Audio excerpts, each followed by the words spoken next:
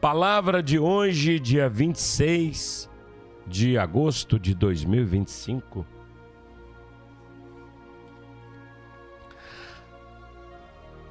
A excelência da sabedoria. A excelência da sabedoria está no livro de Provérbios, capítulo de número 3, versículo de 1 a 12. Se você pode abrir sua Bíblia, então você abra a sua Bíblia aí em Provérbios 3. Mas se você não pode abrir sua Bíblia, porque talvez você está no aplicativo no Uber, talvez você está no seu trabalho e agora não dá para abrir a Bíblia, mas abra teu coração, os teus ouvidos, para ouvir o que Deus vai falar contigo. Mas se você pode abrir a Bíblia, ou até mesmo aí no aplicativo do seu celular, Bíblia, faça isto. Mas o mais importante é você agora prestar atenção no que Deus vai falar contigo, tá bom? Escuta isso. Antes de nós lermos aqui, eu gostaria de falar algo para você que é importante. Olha só que coisa interessante sobre o livro de Provérbios. O livro de Provérbios não tem um único autor, mas é uma compilação de ditos e sabedoria de vários sábios, sendo o rei Salomão o autor de grande parte dele. Os provérbios são escritos para o povo de Israel. E a sabedoria contida no livro tem como um propósito orientar a vida pessoal e religiosa, como ênfase do amor de Deus. Olha que coisa interessante. Então quer dizer que o livro de Provérbios é um livro que vários sábios, várias pessoas inteligentes, intelectuais, reis, como o grande rei Salomão, como Agur, o intelectual de Israel, como Lemuel, que alguns estudiosos chegam numa conclusão que era o próprio Salomão, também como o rei Ezequias. Eles fizeram parte desse provérbio, desse livro de Provérbios. Então, meu irmão, pense para você ver agora. Pense comigo. Nós vamos nos deliciar na palavra de Deus e deixar com que a nossa alma e o nosso espírito navegue nas águas da palavra de uma forma maravilhosa. Esse livro, ele foi escrito e houve contribuição de vários sábios. Não era qualquer um. Aqui são conselhos para que o povo venha viver uma vida melhor. Para que o povo venha viver uma vida, o povo de Israel viesse a viver uma vida abençoada por Deus. E que eles pudessem desfrutar do melhor da vida com Deus e na vida cotidiana do dia a dia. Além da inspiração divina, dos ensinamentos divinos e da orientação de Deus a eles, eles eram pessoas sábias, intelectuais, inteligentes. Então não era qualquer um. Olha para você ver, Agur, autor bíblico do capítulo 30 do livro de Provérbios, conhecido como um sábio intelectual. Então, além da sabedoria, além da capacidade intelectual, ele era uma pessoa ungida de Deus, uma pessoa escolhida por Deus. Lemuel é um rei mencionado em Provérbios, no capítulo 31, versículo 1 e 4. Mas a sua identidade exata é desconhecida. Embora a tradição judaica significa que ele possa ser o próprio Salomão. Não há evidências conclusivas. O nome Lemuel significa pertence a Deus, lá em hebraico. Ezequias, rei de Judá, também contribuiu transcendendo e compilando provérbios. Ou seja, compilando significa reunindo e organizando informações. Ele escreve o capítulo 25 e o capítulo 29. Então, recebe essa palavra para a sua vida na tarde de hoje e preste atenção, e você vai ver que se nós colocarmos em prática essa palavra, o quanto nós seremos abençoados. Tá bom, pessoal? Deixa eu só mudar aqui o fundo. Isso. Preste atenção, você que está aí agora. Provérbios 3, do 1 ao 12, diz assim: Meu filho, não te esqueças da minha lei, e o teu coração guarde os meus mandamentos. A palavra já começa te chamando de filho dele. Já me chamando de filho, já nos chamando de filhos dele. Meu filho, não te esqueças da minha lei. Nós não podemos esquecer da palavra, da lei do Senhor. Nunca. Ninguém pode esquecer dela. Ele diz: não te esqueças da minha lei, e o teu coração guarde os meus mandamentos. Quer dizer que no coração nós vamos guardar. Guardar significa para sempre, para que esteja conosco para sempre. Na sua mente você esquece. Quando você guarda no coração, é como se você guardasse num cofre. Ninguém toca. Nunca é tirado de lá, a não ser se você tirar. E no teu coração guarde os meus mandamentos. Não é só para guardar, é para guardar e trazer em prática. Olha o versículo 2. Porque eles aumentarão os teus dias e te acrescentarão anos de vida e paz. Você consegue entender isso? Eu sei que você entende, você é muito inteligente. Às vezes a gente pede saúde, anos de vida, paz. Oh, Deus, me conceda paz. Oh, Deus, me conceda anos de vida. Mas aqui o próprio Salomão já está dizendo: porque eles aumentarão os teus dias e te acrescentarão anos de vida e de paz. Você quer viver muito? E você quer viver muito, mas na paz de Deus? Então, não esqueça da lei dele e guarda no coração os mandamentos.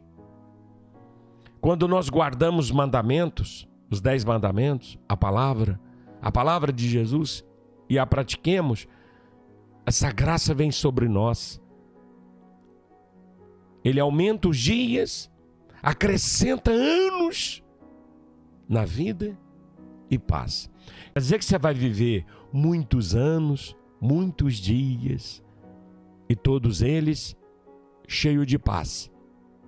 Olha o versículo 3. Não te desamparem a benignidade e a fidelidade. Atas ao teu pescoço, escreve-as na tábua do teu coração, e acharás graça e bom entendimento aos olhos de Deus e dos homens. Olha que coisa, gente. Não te desamparem a benignidade e a fidelidade. Benignidade significa a qualidade de ser bom. Tem essa qualidade contigo? A generosidade, bondade, a mansidão, o amor.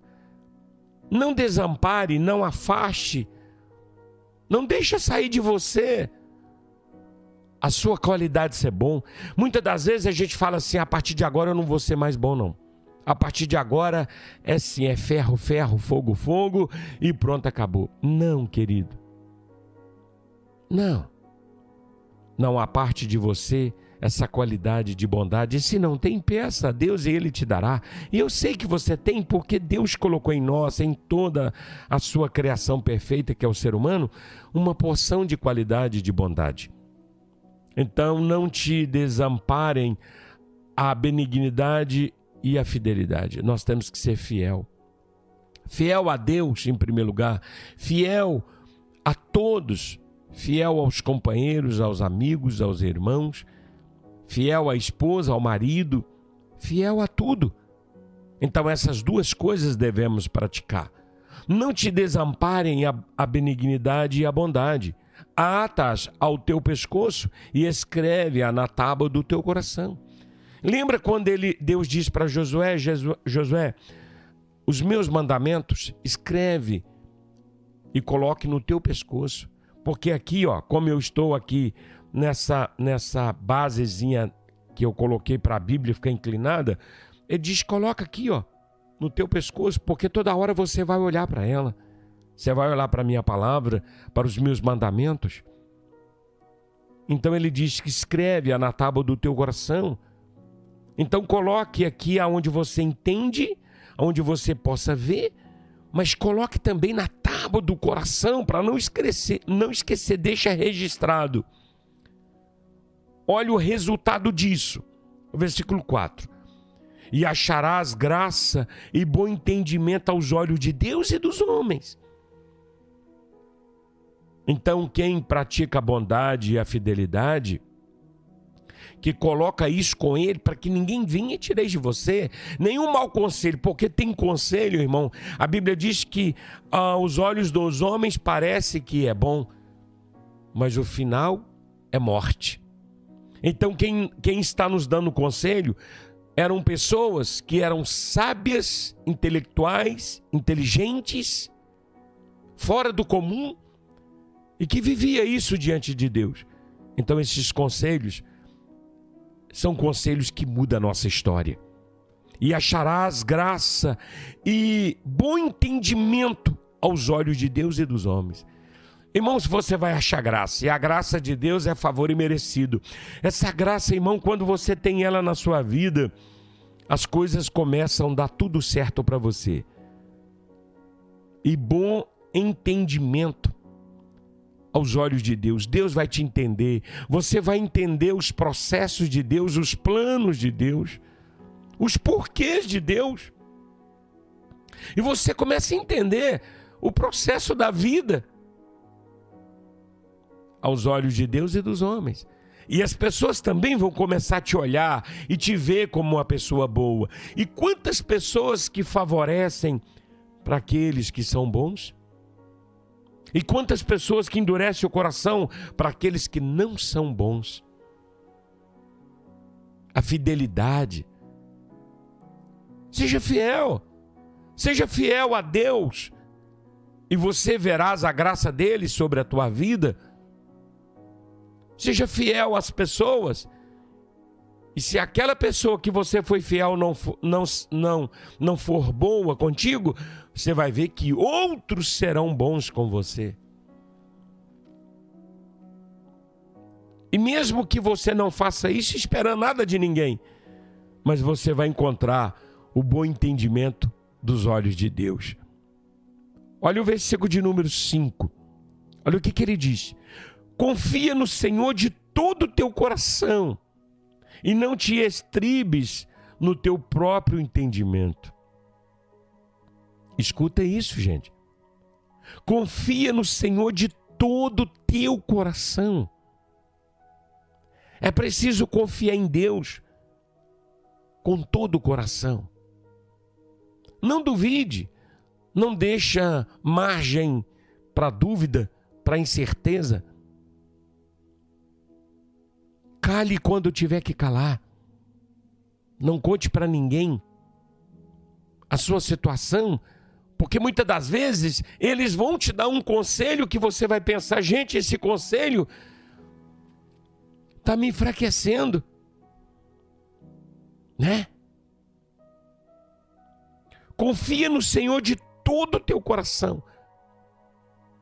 Vida com Deus é algo que ninguém pode intrometer, irmão.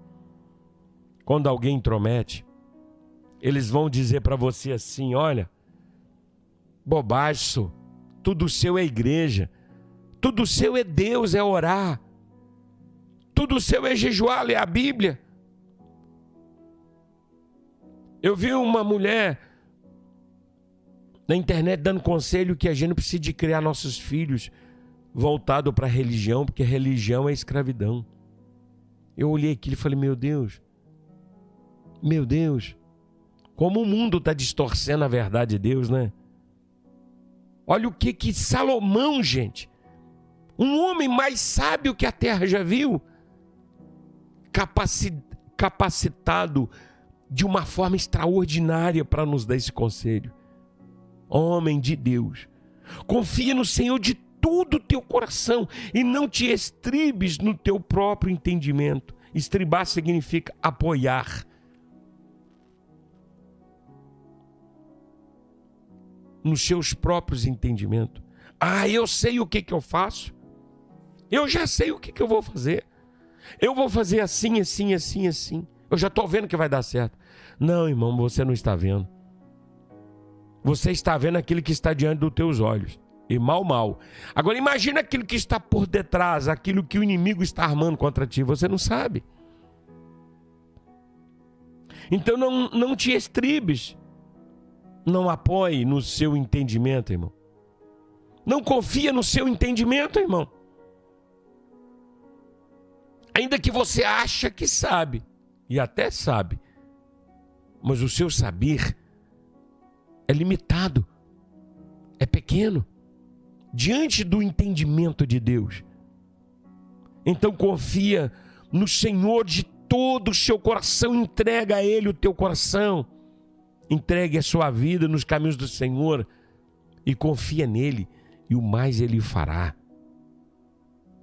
Quantas pessoas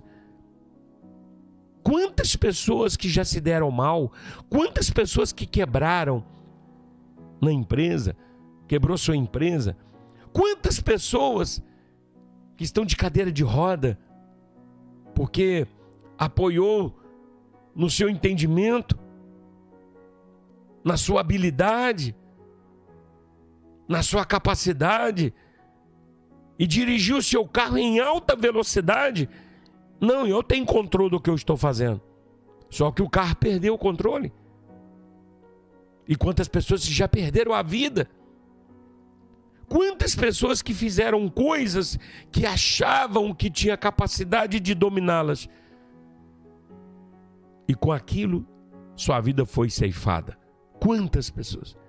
Quantas pessoas que perderam tudo? Perdeu uma família, um casamento, por achar que ele tinha controle e que o que ele fazia estava certo. Hein? Eu tenho certeza que você está me ouvindo e balançando a cabeça e dizendo, esse pastor está falando uma coisa que é verdade. Não sou eu não, é a Bíblia. Eu só estou repetindo o que está escrito em Provérbios 3. Isso é para você ver a sabedoria de quem escreveu e a graça que estava sobre aquela pessoa, Salomão, quando escreve esse livro. Olha o versículo 6. Reconhece-o em todos os teus caminhos e ele endireitará as tuas veredas. Vereda significa caminho estreito. Reconhece-o em todos os teus caminhos e ele endireitará as tuas veredas. Reconhece que Deus é o Senhor. Reconhece isso no seu coração. Seja humilde para reconhecer que você pode entender, você estudou, fez faculdade, né? Fez pós-graduação, que você conhece, é inteligente, que você é o que é. Mas você precisa reconhecer que sem Deus você não é nada. E que Deus está acima de tudo. Quem escreve isso foi o homem mais sábio. E no final das contas você vê o que aconteceu com ele. Então reconhece-o em todos os seus caminhos.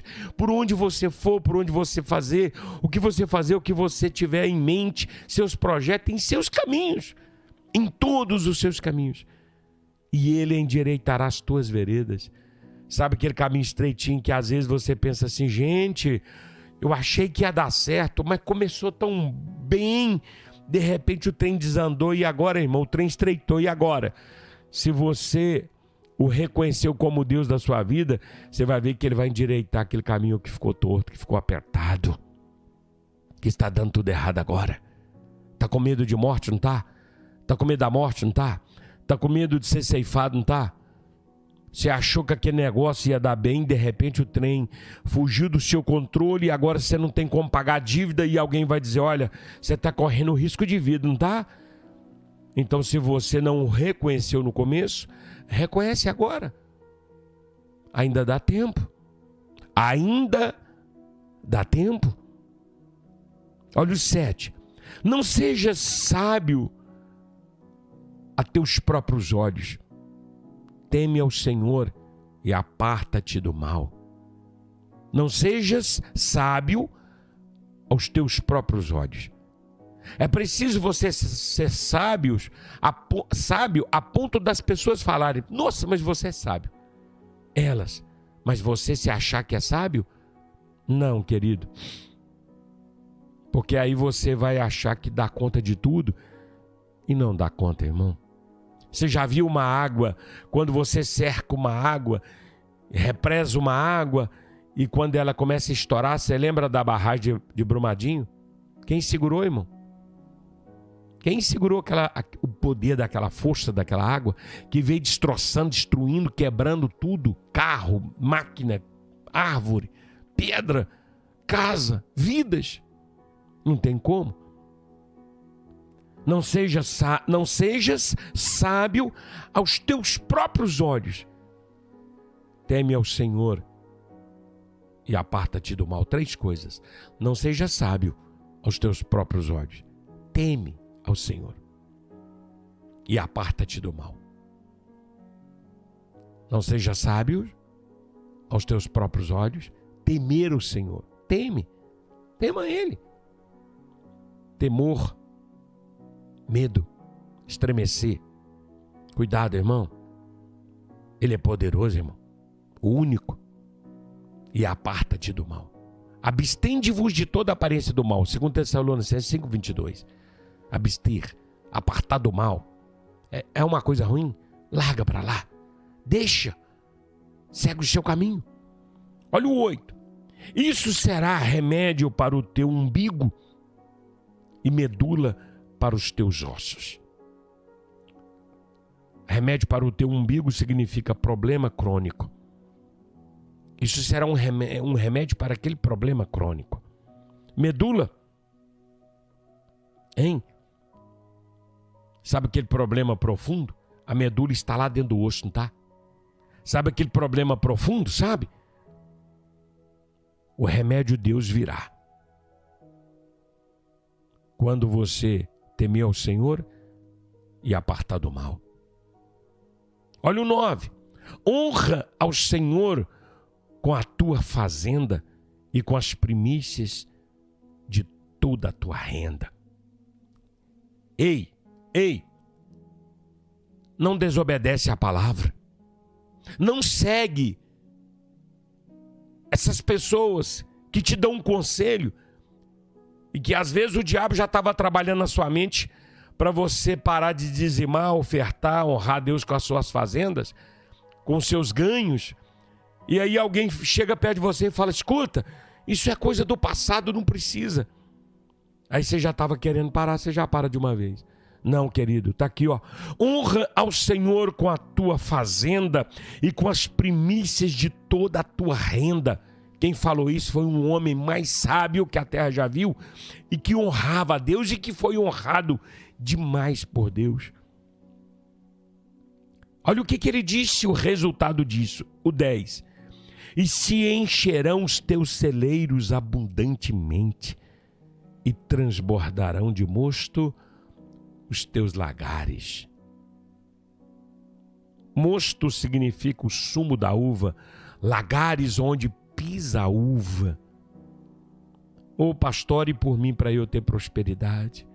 Ô pastor, ore por mim, jejua por mim, porque eu preciso de prosperidade. Ô Deus, me conceda prosperidade. Ah, é? Quando você honrar o Senhor com a tua fazenda e com as primícias de toda a tua renda, você não precisa de orar.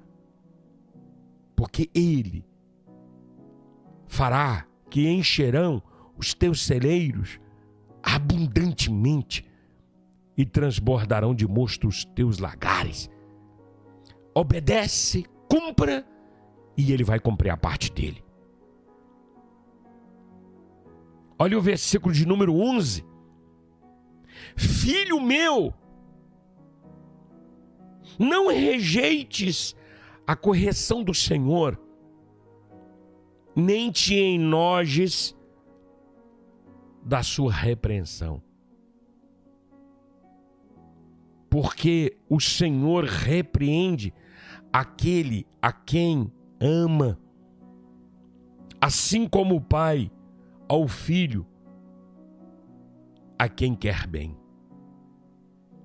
Meu Deus, meu Deus, filho meu, não rejeites a correção do Senhor.